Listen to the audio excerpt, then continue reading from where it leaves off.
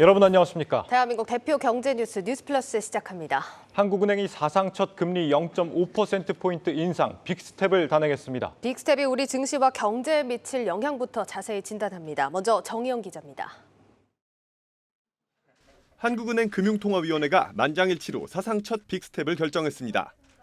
이에 따른 기준금리는 종전 연 1.75%에서 0.5%포인트 오른 2.25%입니다. 빅스텝뿐 아니라 지난 4월과 5월에 이어 3회 연속 기준금리를 올린 것도 사상 처음입니다. 이처럼 사상 초유의 가파른 금리 인상의 배경으로는 좀처럼 잡힐 줄 모르는 고물가 현상이 꼽힙니다. 물가 오름세가 이미 높은 수준인데다 확산 정도도 보다 광범해지고 있으며 이에 따라 실질 금리의 마이너스 폭도 크게 확대되었습니다. 물가 안정을 위한 선제적 대응 필요성이 커진 점을 고려하여 지난 4월과 5월 2회 연속 금리 인상에도 불구하고 지난달 소비자 물가 상승률은 6%까지 치솟았습니다. 소비자 물가 상승률뿐 아니라 향후 기대 인플레이션율 역시 10년 2개월 내 가장 높은 수준인 3.9%까지 치솟으며 향후 물가 상승 압박도 더 커지고 있는 상황입니다. 이 같은 고물가 현상은 4분기가 돼서야 진정될 전망입니다. 물가의 정점에 대해서는 저희가 지금 기본적으로 생각하고 있는 것은 3분기 말이나 4분기 정도를 정점으로 가고 그 다음에는 약간 안정되는 모습을 보일 것으로는 생각하고 있습니다. 이처럼 향후 수개월 동안은 물가 상승률이 목표 수준을 상회할 것으로 예측되는 상황. 이미 물가 상승률이 6%를 넘어갔고 가속되는 모습을 보이고 있어서 저희들이 이번에 50bp를 올림으로써 이를 억제하고자 합니다만 이미 물가 상승이 높아진 상황이기 때문에 연말까지 2.75나 3% 금리 수준을 시장에서 예측하는 것은 너무나 당연하다고 지금 보고 있습니다. 올해 남은 5번의 금통위에서 추가 금리 인상을 거쳐 연말께는 기준금리가 3%대에 육박할 것이란 관측입니다. 한국경제TV 정희영입니다. 사상 첫 빅스텝 영향, 전민정 배성재 기자와 더 자세히 알아보겠습니다. 배 기자, 오늘 이 금리 인상 후에 증시가 오히려 올랐던데 어떻게 봐야 됩니까? 맞습니다. 오늘 코스피와 코스닥 지수는 소폭 상승 마감했습니다. 이 기관의 매수세가 상당히 눈에 띄었고 한국은행의 빅스텝이 상당히 예상과 부합했다. 이런 반응으로 결과론적으로 볼 수 있겠습니다. 다만 상승 마감했다고 좋아할 일은 아닙니다. 외국인이 무려 1,000억 원어치 순매도를 하고 빠져나갔고 또 잠시 뒤인 9시 반에 발표되는 미국의 6월 소비자 물가지수 CPI도 남아 있습니다. 이 CPI가 예상보다 좀 높게 나온다면 연방준비제도의 FOMC가 자이언트 스텝을 한 번 더 밟을 가능성이 있고 이렇기 때문에 이 또한 일종의 악재로 풀이할 수 있겠습니다. 코스피가 코스닥보다 좀 더 많이 상승이 좀 코스닥이 더 많이 상승한 걸로 나왔어요. 그렇습니다. 이유를 어떻게 봐야 됩니까? 이 외국인의 매도세나 매수세를 살펴보면 좀 알 수가 있는데 코스피에서 외국인의 매도세가 훨씬 강했습니다. 그렇기 때문에 일종의 좀 대형주를 먼저 팔고 나간 것으로 확인이 되고 코스닥에서는 그것이 조금 좀 덜하지 않았나 이렇게 분석해 볼 수 있겠습니다. 네. 알겠습니다. 일단 한은에서 이렇게 과감한 금리 인상 결정이 나왔습니다. 근데 앞으로도 금리 인상을 더 하겠다 이렇게 시사를 한 거죠. 네, 맞습니다. 우선 이창용 총재는 앞으로 물가가 상당 기간 목표 수준을 웃돌 것으로 예상된다면서 금리 인상 기조를 이어나갈 필요가 있다면서 이렇게 추가 금리 인상 가능성을 내비쳤습니다. 물가 상승세가 아직 정점을 찍지 않은 만큼 연말까지 금리 인상이 이어질 수 있다는 얘기입니다. 한국은행이 이전보다 좀 금리에 대한 가이던스를 더 좀 확실하게 주는 것 같다 이런 생각이 듭니다. 네네. 빅스텝을 하긴 했지만 이 한미 금리 역전 사실상 좀 유력한 상황 아닙니까? 네, 그렇습니다. 미 연준이 현지 시간으로 오는 26일에서 27일 열리는 FOMC에서 자이언트 스텝에 또다시 나설 것으로 예상이 되고 있는데요. 연준이 이번에도 자이언트 스텝을 밟을 경우에 상당 기준으로 미국의 기준금리가 우리나라보다 0.25%포인트 높아지는 한미 금리 역전 현상이 일어나게 됩니다. 물론 한미 간 금리 역전이 일어나더라도 무조건 외국인의 국내 증권 투자 자금이 빠져나가는 것은 아닙니다. 외국인들이 한국 채권과 주식을 사고 파는 이유가 한미 금리 차 이외에도 다양하기 때문인데요. 여기 이제 표에서 보시다시피 지난 3차례의 금리 역전 기간 동안에 모두 외국인 투자 자금은 순유입됐고요. 하지만 한미 금리 역전 현상이 위험 자산에 대한 기피 현상을 더 강하게 할 수 있다는 점은 경계해야 한다고 전문가들은 말합니다. 그렇지 않아도 최근에 이제 원달러 환율이 급등한 급등하고 있는 상황에서 안전자산 선호 현상이 심해지면 외국인 자금 유출은 물론 이제 환율까지 더 올라서 물가 상승 압력은 더 커질 수밖에 없겠죠. 예. 결국 한미 간 금리 격차가 벌어지는 것은 막아야 하는 것이고 한은은 이 때문에 앞으로도 금리를 더 올릴 수밖에 없게 되는 겁니다. 이날 이총재도 한미 금리 역전 자체는 문제가 되지 않는다면서도 이로 인한 금융시장에 대한 영향이나 자본 유출 정도 등은 살펴봐야 한다고 했습니다. 예, 그러면은 이런 네. 상황이라면 다음 달 또 네. 한은 금통위가 있는데 이때 또 한 번 빅스텝이 나올 가능성은 없을까요? 네, 그럴 가능성은 아직은 크지 않아 보입니다. 네. 일단 이총재는 금리를 당분간 0.25%포인트씩 점진적으로 올리는 것이 바람직하다고 밝혔습니다. 예. 이총재는 올해 3분기 말에서 4분기 초에 물가 상승률이 정점을 찍을 것이라고 내다봤는데요. 이후에도 고물가는 유지되겠지만 상승세가 완만하게 낮아지는 흐름대로 간다면 0.25%포인트씩 가는 것이 맞다는 겁니다. 이제 전문가들도 급격한 금리 상승에 따른 경기 침체 우려가 커지는 만큼 한은이 다시 한번 빅스텝에 나설 가능성은 크지 않다는 뭐 이렇게 분석을 하고 있고요. 예. 하지만 빅스텝의 가능성이 아예 없다고는 단언할 수는 없겠습니다. 이총재는 우크라이나 사태가 더 악화돼서 인플레이션 압력이 심해지거나 경기가 더 빠른 속도로 악화될 경우 시장과 소통해서 빅스텝의 여부나 시기를 결정하겠다고 말했습니다.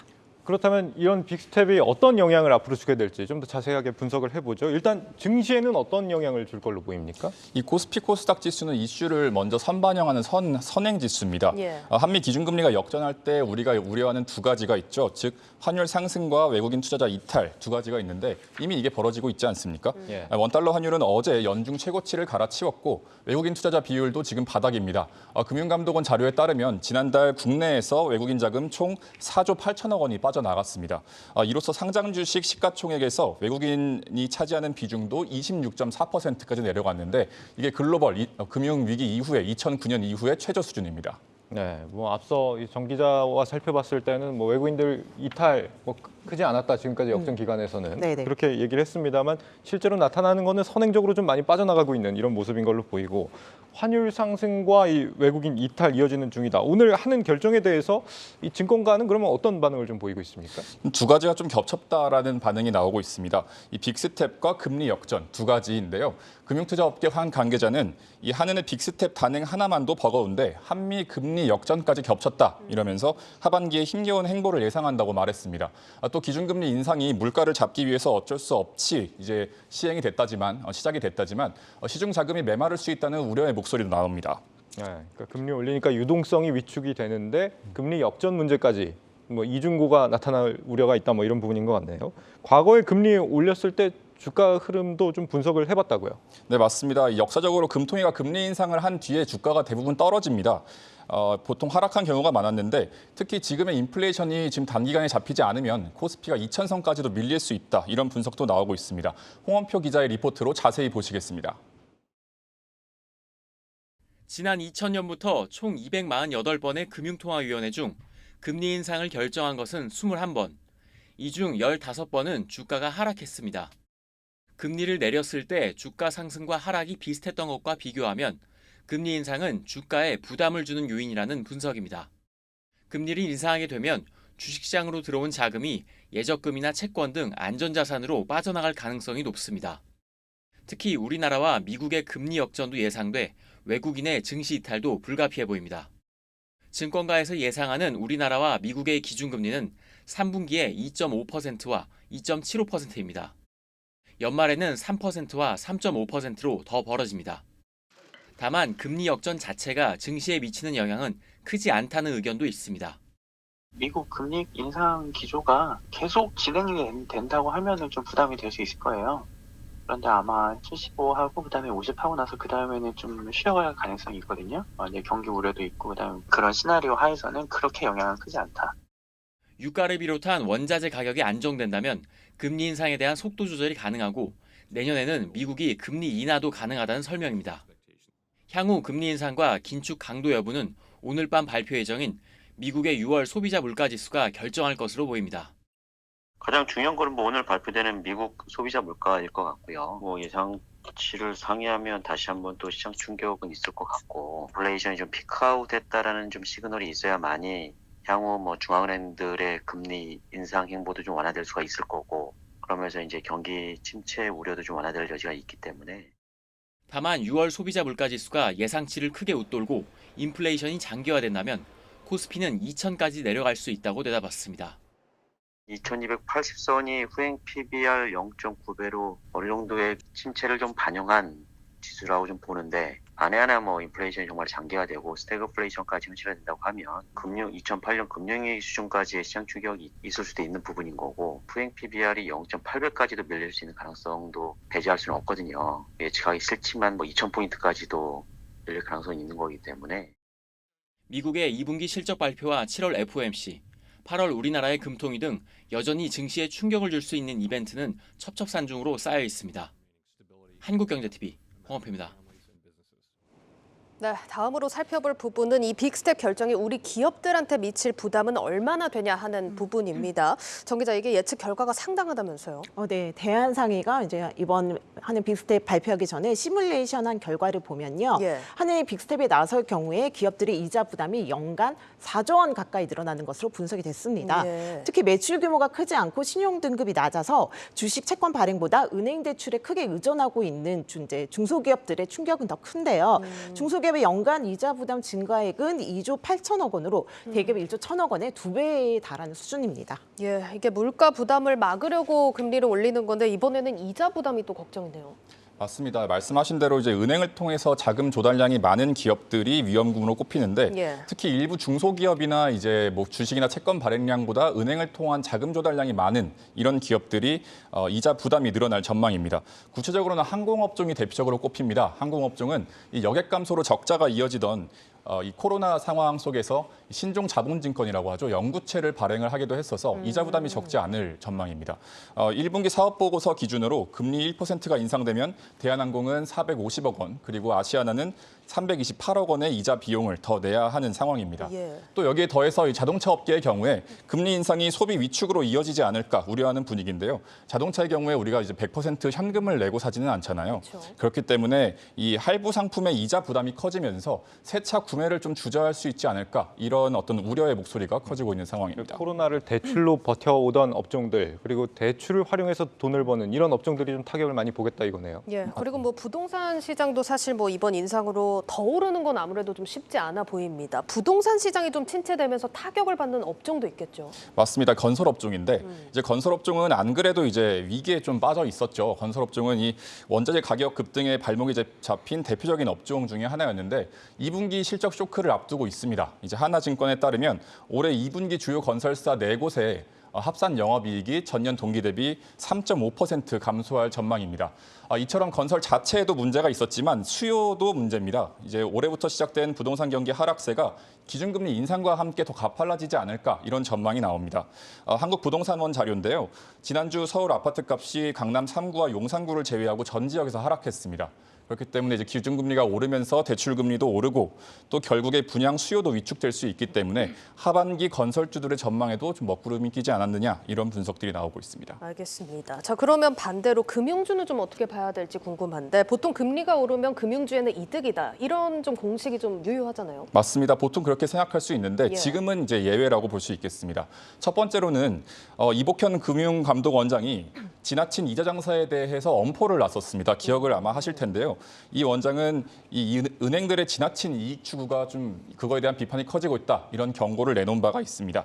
이 때문일까요? 이 기준금리가 오르기 무섭게 시중은행들이 앞다퉈서 예적금 금리를 올렸다는 보도자료를 배포를 했는데요. 예. 우리은행 같은 경우에는 주요 예적금 상품들의 금리를 최대 0.8%포인트 그리고 하나은행은 0.9%포인트를 최대로 올린다고 밝혔습니다.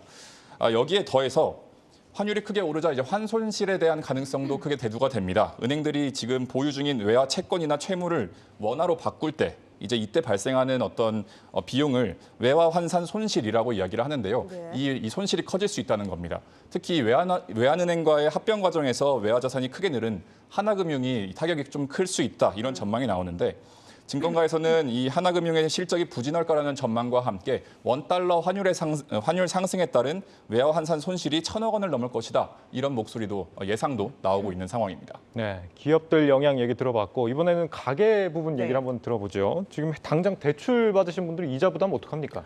네, 최근 주택담보대출 금리가 4대 시중은행 기준으로 최고 6%대를 넘어섰는데요. 네. 이게 이제 이 금리가 7에서 8%까지 이제 오를 것이라는 전망이 나오고 있습니다. 이렇게 나날이 오르는 대출 금리에다가 이제 DSR 규제까지 강화되지 않습니까? 네. 이 때문에 신규 대출을 받을 수 있는 곳도 이제 많이 없어졌는데요. 이렇게 되자 급전이 필요한 이들은 예금을 담보로 하는 예적금 담보대출까지 찾고 있습니다. 이 내용은 김보미 기자 리포트로 확인하겠습니다. 지난달 말 기준 5대 시중은행의 예적금 담보대출 잔액은 5조 5천여억 원, 지난해 말보다 약 2,300억 원 증가했습니다. 올해 초 1,600여억 원 넘게 급증하다 잠시 주춤하더니 지난 5월부터 다시 뛴 겁니다. 예적금 담보대출이란 차주가 보유한 예금이나 적금, 주택 청약통장 등의 잔액을 담보로 잡고 돈을 빌릴 수 있는 대출 상품을 말합니다. 잔액의 최대 95% 범위 내에서 돈을 빌릴 수 있고 중도 상환 해약금이 따로 없으며 대출 만기는 담보 예적금의 만기일로 잡습니다. 이러한 예적금 담보대출을 찾고 있는 사람들이 다시 늘어나고 있는 건 다름 아닌 금리 때문입니다. 현재 예적금 담보대출 금리는 연 3% 안팎, 5대 시중은행 신용대출 금리가 연 4에서 6%대임을 고려하면 상대적으로 낮은 수준입니다. 수신금리에 연 1에서 1.3%포인트를 더하는 구조로 되어 있다 보니 시장 상황을 빠르게 반영하는 신용대출보다 금리가 천천히 오르기 때문입니다. 이달부터 총 대출액 1억 원을 넘으면 DSR 규제 대상에 포함되는 것도 예적금 담보대출의 매력도를 끌어올리는 요인 중 하나로 꼽힙니다. 신용대출이나 주택담보대출과는 달리 예적금 담보대출의 경우 DSR 적용 대상에서 제외되기 때문입니다. 다만 상황에 따라서 기존에 갖고 있는 예적금을 중도 해지하는 것이 오히려 더 이익일 수 있다는 점은 잘 따져봐야 할 부분입니다. 예를 들어 1년짜리 연 3%대 정기예금에 1,000만 원을 넣어놓은 차주의 경우 급전이 필요하다면 가입기간에 상관없이 예금 담보대출을 받는 것이 더 유리하지만 같은 금리를 적용받는 2년짜리 정기예금에 3,000만 원을 예치한 차주의 경우 가입 14개월 차 이전이라면 예금 중도 해지가 더 이익입니다.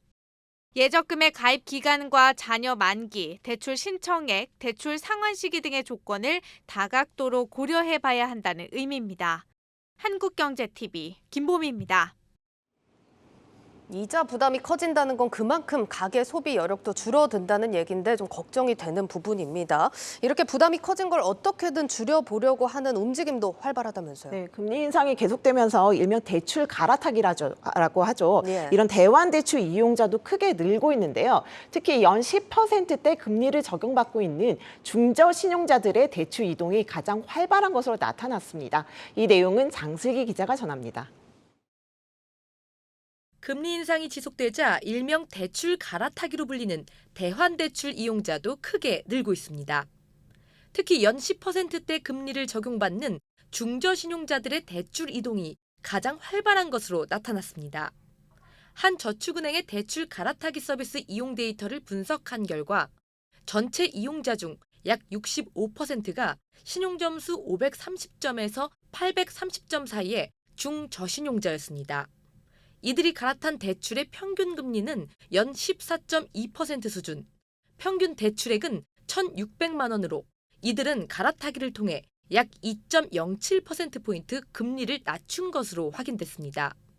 비교적 높은 금리를 이용하고 있는 대출자들은 고신용자보다 금리 민감도가 높은 만큼 조금이라도 낮은 금리의 대출로 갈아타기 위해 이 서비스를 활용한 것으로 분석됩니다.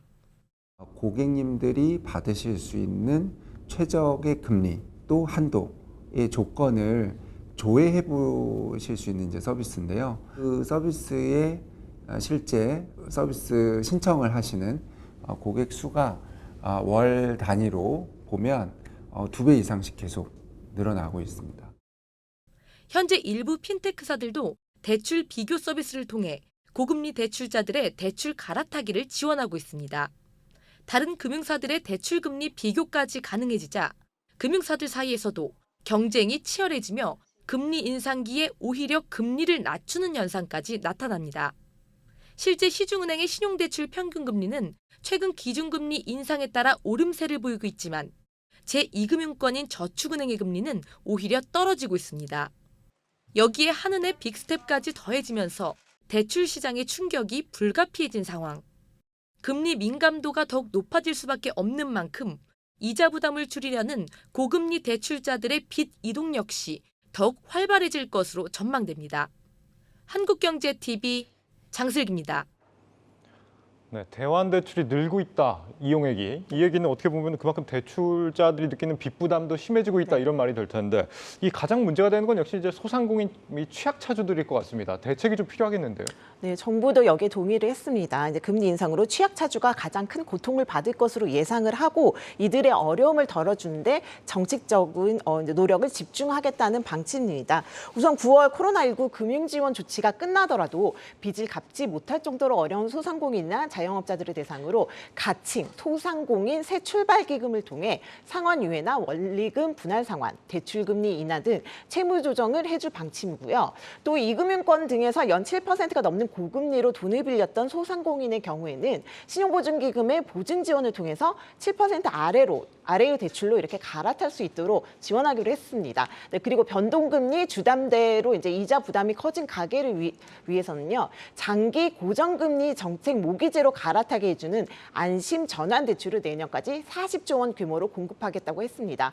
이창용 한은 총재도 오늘 기자간담회에서 취약층 지원의 필요성을 이제 강조를 했는데요. 이 총재는 코로나19 피해 기업에 대한 금융중개 지원 대출이 9월 말 이후에 종료되더라도 최대 1년간 현재와 같이 0.25%의 금리를 유지하고 고정금리 대출 전환 지원을 통해 가계부채의 구조 개선에도 노력하겠다고 말했습니다. 예, 오늘 사상 첫 금리 빅스텝이었지만 이제 시작이다, 이런 평가들도 많습니다. 고삐 바짝 조이셔야겠습니다. 전민정, 배성재 기자였습니다.